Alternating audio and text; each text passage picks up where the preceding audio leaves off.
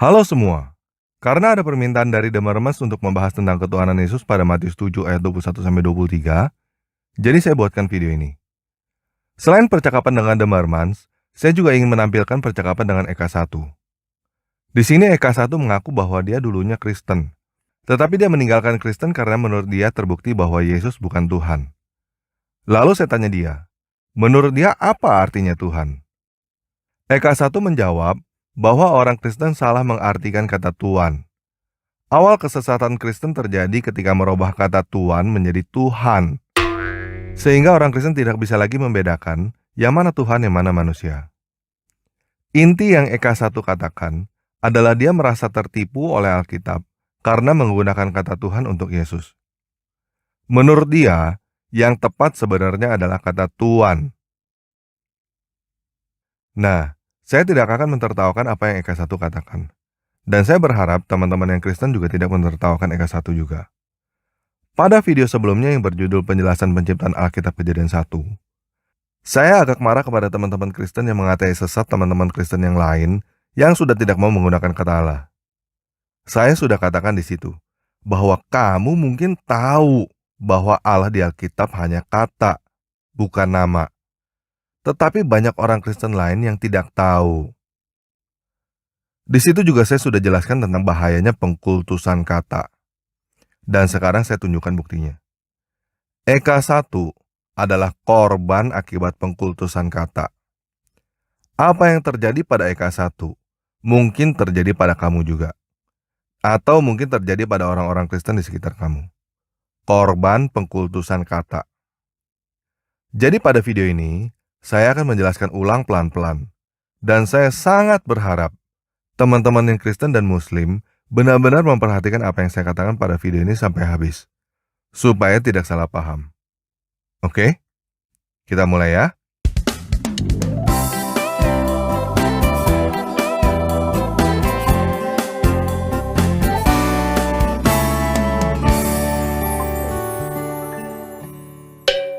Nah, sekarang kita mulai dari pengertian kata Tuhan dan Allah dulu. Dan saya akan mulai dengan pengertian Islam. Mulai dari Allah dan Muhammad. Bagi umat Islam, Allah adalah nama. Allah adalah Tuhan. Tuhan yang bernama Allah. Arti kata Tuhan bagi umat Islam adalah sesembahan, yang disembah. Muhammad adalah junjungan, penguasa, gelarnya Rasul dan Nabi. Orang yang perintahnya wajib ditaati. Sampai di sini paham ya? Dalam bahasa Inggrisnya, Allah is a God. A God named Allah. Muhammad is a Lord. God adalah sesembahan.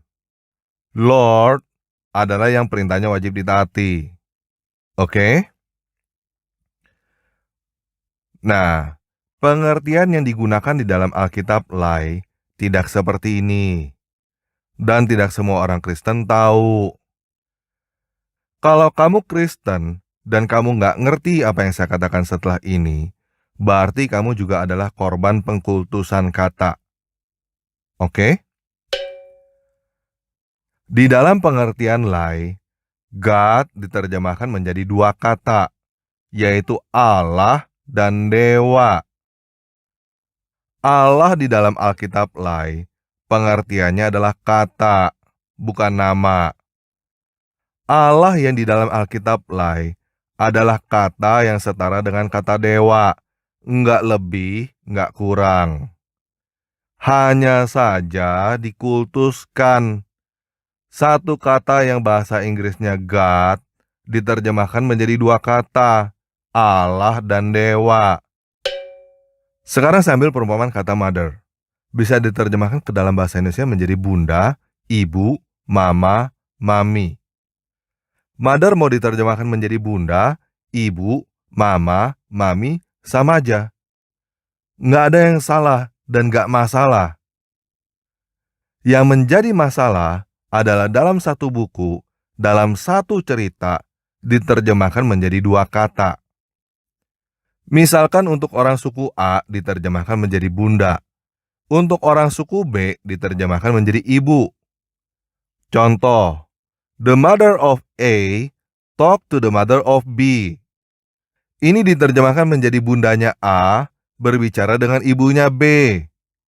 Ini yang terjadi pada Alkitab. Salah gak? Secara bahasa ya nggak salah, sah-sah aja. Tapi apa dampaknya? A akan katain B, kamu nggak punya bunda. Dan B katain A, kamu nggak punya ibu. Paham nggak maksud saya?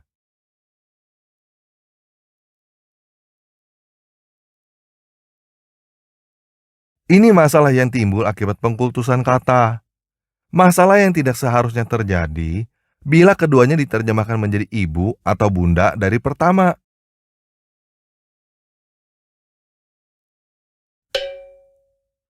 Kata Lord juga diterjemahkan menjadi dua kata di dalam Alkitab Lai, yaitu Tuan dan Tuhan.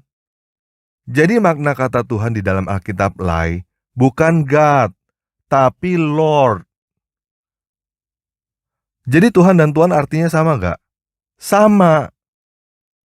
Tuhan dan Tuan artinya adalah junjungan, majikan, bos, penguasa, yang perintahnya wajib ditaati. Lihat ini ya. Tuhan, Tuan. Bedanya apa? Cuma satu huruf H. Hutang, utang. Bedanya apa? Cuma satu huruf H. Artinya sama gak hutang dan utang? Sama. Bohong, bohong. Bedanya apa? Cuma satu huruf H. Artinya sama gak bohong dan bohong? Sama. Paham ya? Kata Tuhan ini sudah digunakan beratus-ratus tahun di dalam Alkitab bahasa Melayu, jauh sebelum bahasa Indonesia lahir. Jadi jawaban untuk Eka 1, Alkitab Lai bukan menipu, tapi melanjutkan tradisi yang sudah begitu sejak ratusan tahun yang lalu. Jauh sebelum bahasa Indonesia lahir. Bahasa Indonesia lahir pada tanggal 28 Oktober 1928, Sumpah Pemuda. Paham ya? Nah, walaupun begitu, kita mesti mereview ulang kata Tuan dan Tuhan ini. Karena ada dampak pengkultusan kata ini yang sangat besar. Eka 1 adalah contohnya, dan saya nggak salahkan Eka 1. Banyak orang yang nggak tahu seperti Eka 1, bahkan pendeta Kristen sekalipun. Apa dampaknya pengkultusan kata Tuhan? Kata Tuhan berubah makna dari Lord menjadi God. Dan kata Tuan berubah makna dari Master menjadi Mister.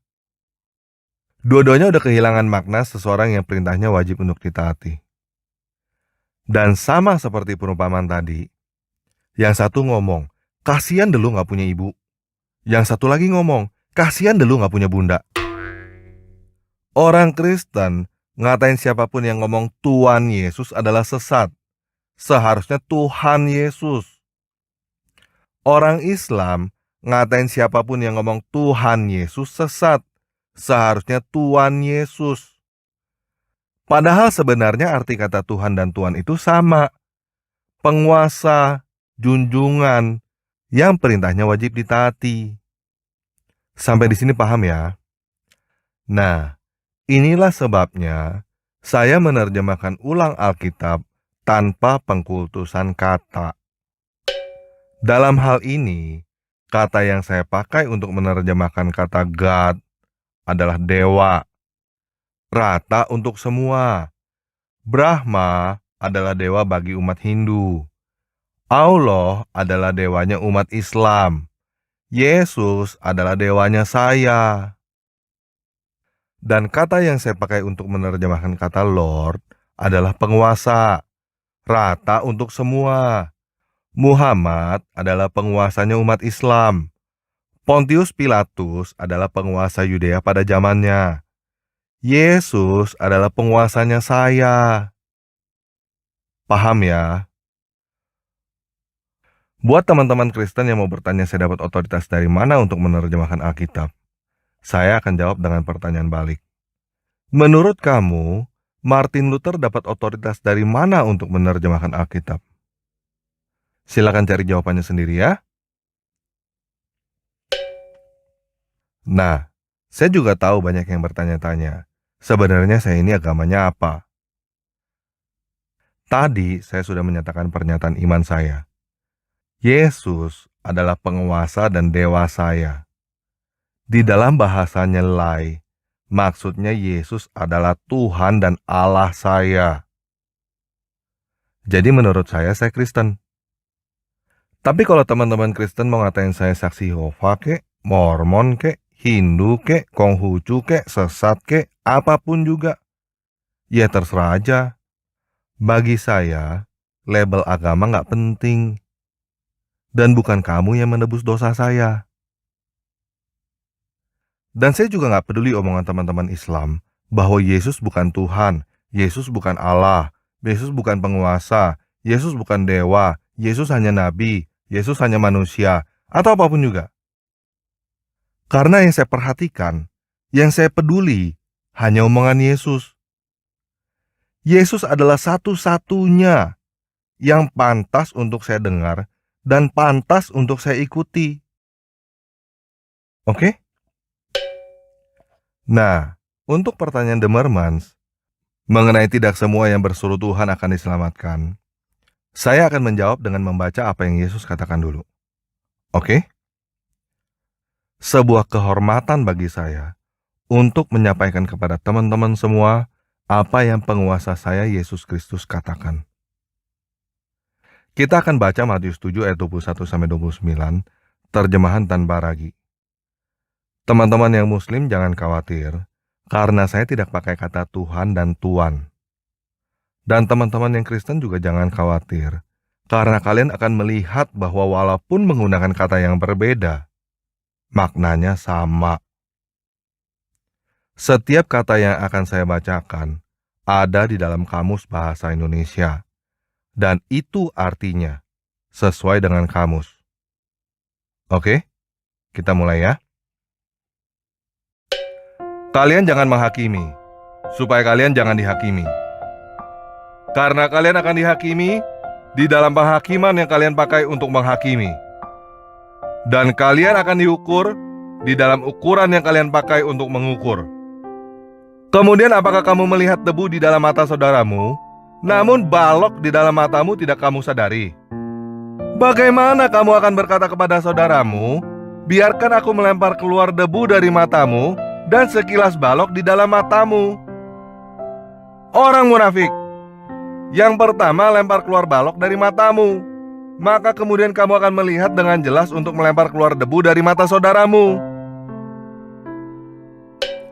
Janganlah kalian berikan apa yang kudus kepada anjing-anjing.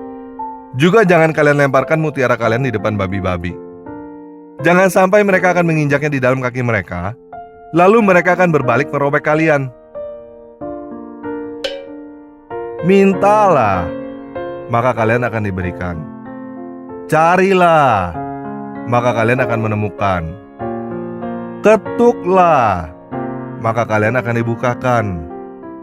Karena semua yang meminta akan mengambil, yang mencari akan menemukan, dan yang mengetuk akan dibukakan. Siapa manusia dari kalian yang ketika putranya minta roti akan memberikan batu kepadanya?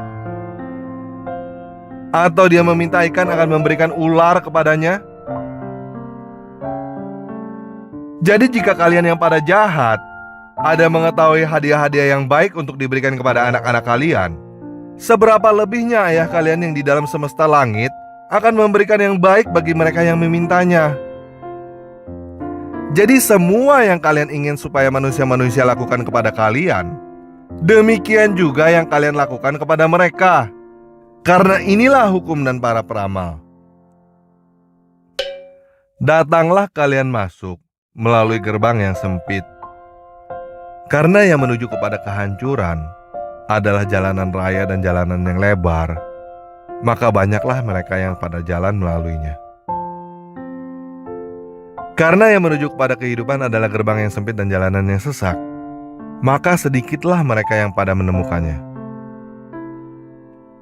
Waspadalah kalian dari para peramal palsu.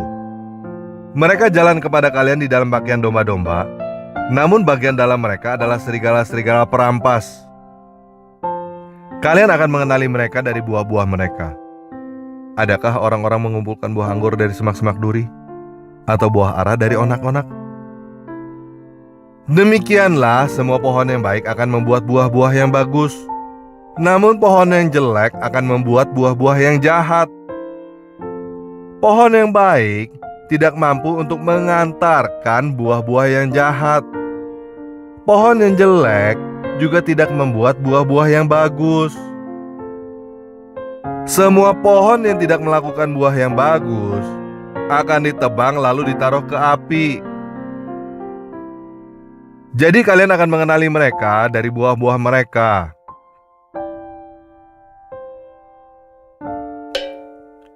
Orang yang akan masuk ke dalam kerajaan semesta langit raya bukanlah semua yang berkata kepadaku, penguasa-penguasa, tetapi orang yang melakukan keinginan Ayahku yang di dalam semesta langit. Banyak orang yang akan berkata kepadaku di dalam hari itu, "Penguasa, penguasa, bukankah kami sudah meramal dengan namamu? Kami sudah melemparkan keluar jin-jin dengan namamu, dan kami sudah melakukan banyak kemampuan dengan namamu." Kemudian aku akan mengungkapkan kepada mereka bahwa aku tidak pernah mengenal kalian. Menjauhlah kalian dariku, orang-orang yang pada mengerjakan pelanggaran hukum. Jadi semua orang yang mendengarkan perkataan-perkataanku ini lalu melakukannya, dia akan sama seperti orang bijaksana yang sudah membangun rumahnya di atas batu besar.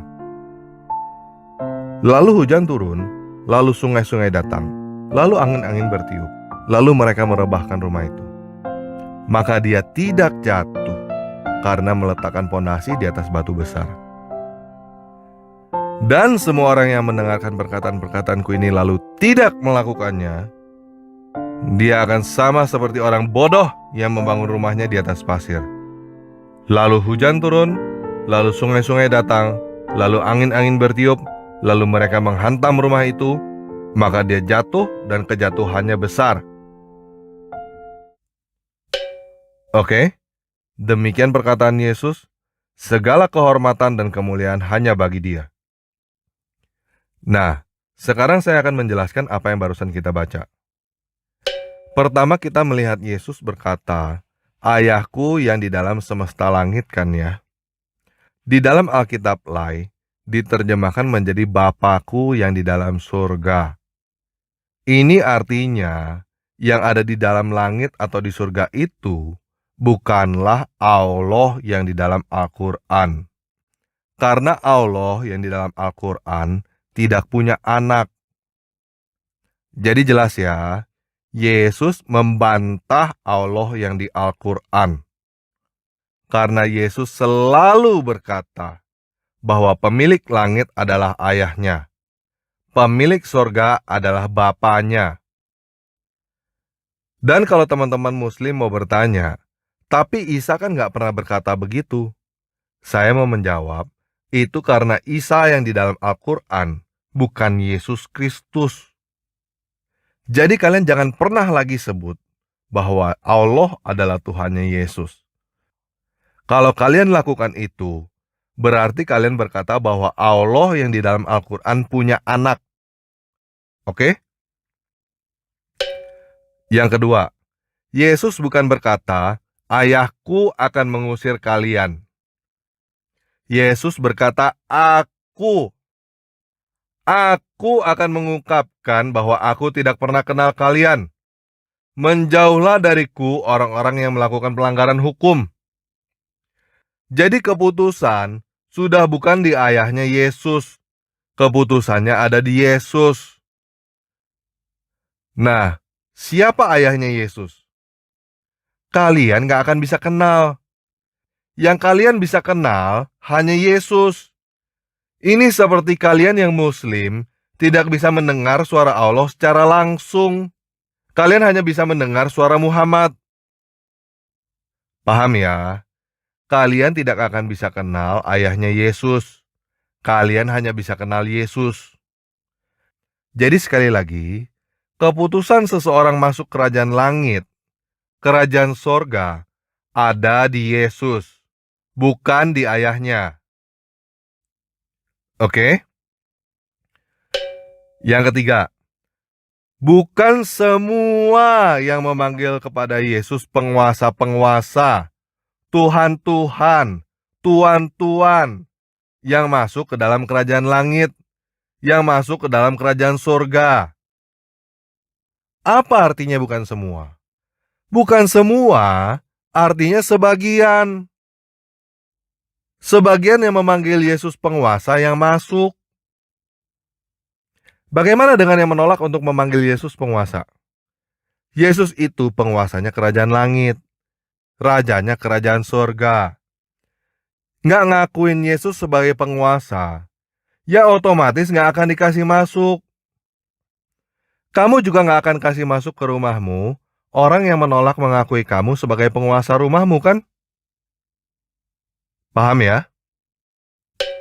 Yang keempat, bukan semua orang yang memanggil Yesus penguasa yang akan masuk ke dalam kerajaan langit, tetapi yang melakukan kehendak ayahnya Yesus.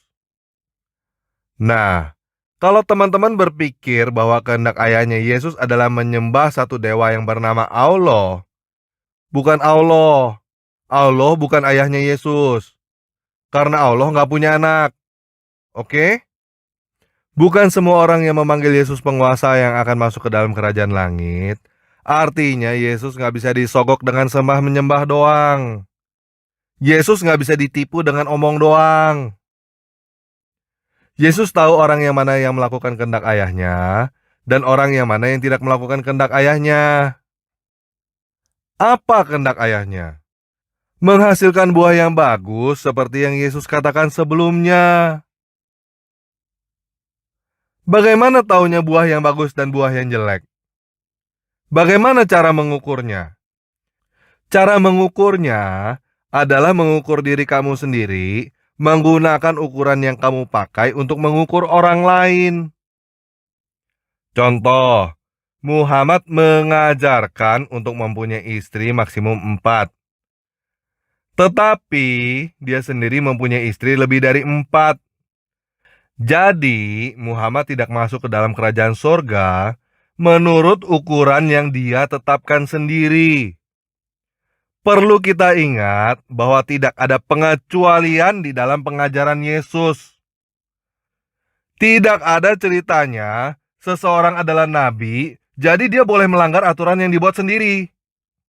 Justru karena dia seorang nabi, karena dia seorang petinggi, dia lebih gak boleh lagi melanggar aturan yang dia bikin sendiri. Hal ini terbukti dengan meninggalnya Muhammad dalam keadaan urat jantungnya terputus. Seperti ayat yang keluar dari mulutnya sendiri. Allah akan membunuh Muhammad dengan urat jantungnya terputus bila Muhammad ngarang ayat Al-Quran. Dan itu yang terjadi. Muhammad meninggalnya dengan urat jantungnya terputus. Dari Aisyah radhiyallahu taala anha beliau berkata, "Kana Nabi sallallahu alaihi wasallam yaqulu fi maradhihi alladhi mata fihi." Rasulullah SAW berkata tatkala beliau sakit di mana beliau meninggal dunia. Beliau berkata, "Ya Aisyah, wahai Aisyah, ma azalu ajidu alama ta'am alladhi akaltu bi Khaybar." Aku masih merasakan rasa sakit akibat makan racun yang aku makan di Khaybar.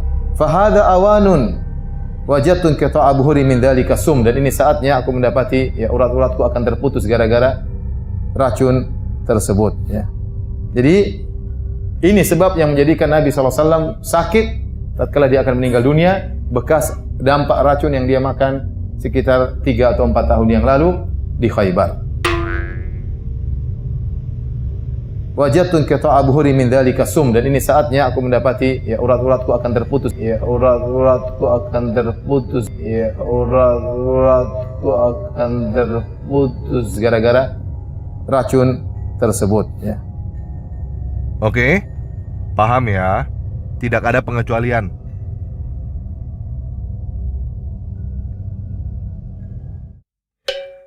Jadi ketika Yesus berkata bahwa tidak semua yang memanggilnya penguasa-penguasa, bukan berarti dia berkata bahwa dia bukan penguasa. Justru dia mengkonfirmasi bahwa dia adalah penguasa. Dia adalah penguasa yang gak bisa ditipu dengan omongan doang. Jika kita mau masuk ke dalam kerajaan Yesus, kita harus sungguh-sungguh bertobat dari dalam hati. Berbalik dari jalan-jalan kita yang jahat. Perlakukan orang lain sebagaimana kita ingin diperlakukan oleh orang lain. Jika kamu mau diampuni, kamu harus mengampuni. Jika kamu mau dihormati, kamu harus menghormati. Jika kamu mau pasanganmu setia, kamu harus setia. Kamu harus menghasilkan buah yang baik. Jika kamu menghasilkan buah yang jahat, kamu akan dilemparkan ke dalam api. Jika kamu memang pohon yang bagus, kamu tidak akan kesulitan untuk menghasilkan buah yang baik. Jadi jika sekarang buah-buah kamu adalah jahat, maka kamu harus bertobat dari dalam hatimu. Kamu jangan berpikir bahwa kamu bisa menipu Tuhan. Apa syarat poligami? Harus minta izin dengan istri? Tak ada. Saya ke sini, nikah saya sekali lagi sini, istri saya tak tahu, sah. Kemudian besok nanti malam ke Jakarta, Jakarta nikah sekali lagi, sah. Kemudian habis itu nanti kami ke Yogyakarta, pengajian di Jogja, nikah sekali lagi, sah. Yang kelima baru tak sah. Selama masih 4 sah. Jadi kalau mau tetap sah gimana? Ceraikan yang satu, nikah lagi, ceraikan satu, nikah lagi. Maka dia bisa terus. Itu namanya unlimited edition. Jika kamu kawin cerai, kamu berzina. Kamu gak bisa nipu Tuhan dengan surat cerai dan surat nikah. Karena tumbukan surat cerai dan surat nikah itu adalah bukti bahwa kamu berzina. Jadi jika kamu mau masuk ke dalam kerajaan langit, ke dalam kerajaan sorga, kamu harus buang pohon-pohon yang buruk di dalam hidupmu itu. Bukan menyembunyikannya di dalam bungkus kado. Kamu harus bertobat dan balik dari jalan-jalanmu yang jahat. Dan kamu harus berjalan di dalam jalan yang telah Yesus katakan dan lakukan. Yesus melakukannya sebagai manusia, supaya kamu tidak punya alasan untuk bilang tidak bisa melakukannya. Supaya kamu tidak punya alasan, Yesus kan Tuhan, Yesus kan dewa, dia bisa, saya nggak bisa. Yesus melakukannya sebagai manusia, bukan sebagai Tuhan, bukan sebagai dewa. Jadi kita tidak punya alasan untuk berkata kita tidak mampu melakukannya. Kasihilah musuhmu dan berdoalah bagi mereka yang menganiaya kamu. Yesus kasih perintah dan Yesus melakukannya sebagai manusia.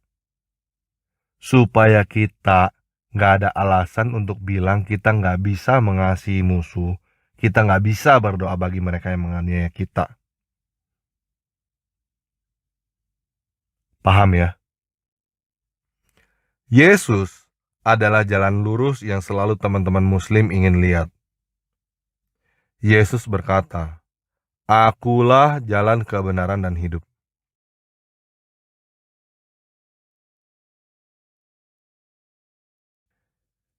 Oke, sekian video kali ini. Yesus Kristus, Dewa dan penguasa saya yang hidup, memberkati kita semua. يا رب يسوع بشكرك لأنك أنت إله صالح وأمين. يا رب مشيئتك إنه كل الناس تعرفك وتخلص. يا رب هاي صلاتي يا رب في هذا اليوم. يسوع يا مالك الملوك، استقبل روحك القدس. يسوع بهديك كل السجود.